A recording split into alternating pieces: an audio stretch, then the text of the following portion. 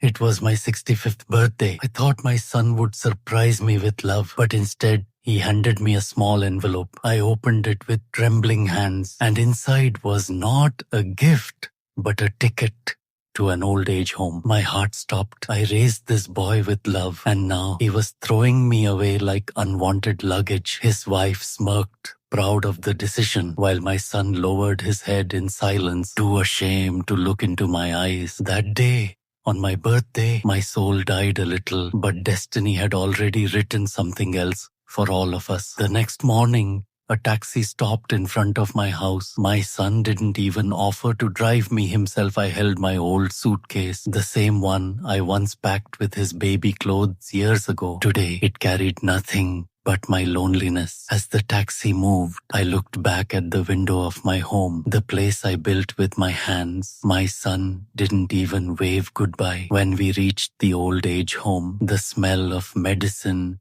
and loneliness hit me like a storm. I saw faces like mine, forgotten souls waiting for visitors who never came. A kind nurse showed me my room.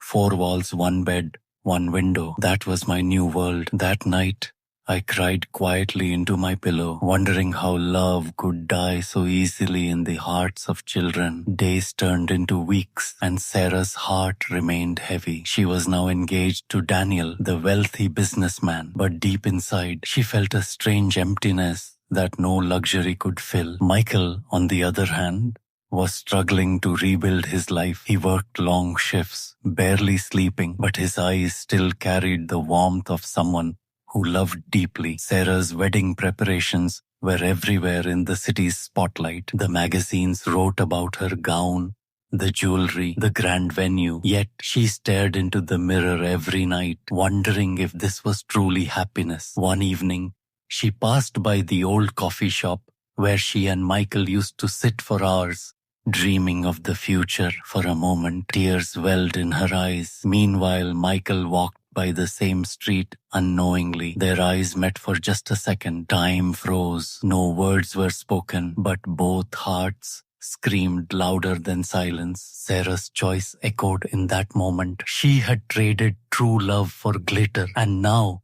glitter felt hollow. Michael, though heartbroken, walked away silently. He knew love cannot survive where greed takes root. The day of the wedding arrived. The hall was filled with lights, laughter, and excitement. Guests gathered, whispering about the grand marriage between wealth and love. Sarah, in her bridal gown, walked down the aisle with a smile that hid her nervous heart. She thought she had finally secured a future filled with luxury. But as she reached the stage, her eyes met Daniel's, her true love, who stood quietly at the back of the hall, broken yet strong. Their eyes locked, and for a moment, time stood still. Sarah's heart screamed in silence. "What have I done?" As the vows were exchanged, Sarah forced a smile, but deep inside, she felt emptiness creeping into her soul. Guests clapped, music played, but Sarah's heart whispered a truth she could no longer ignore. Money had given her the wedding but stolen her peace. The mother, trembling,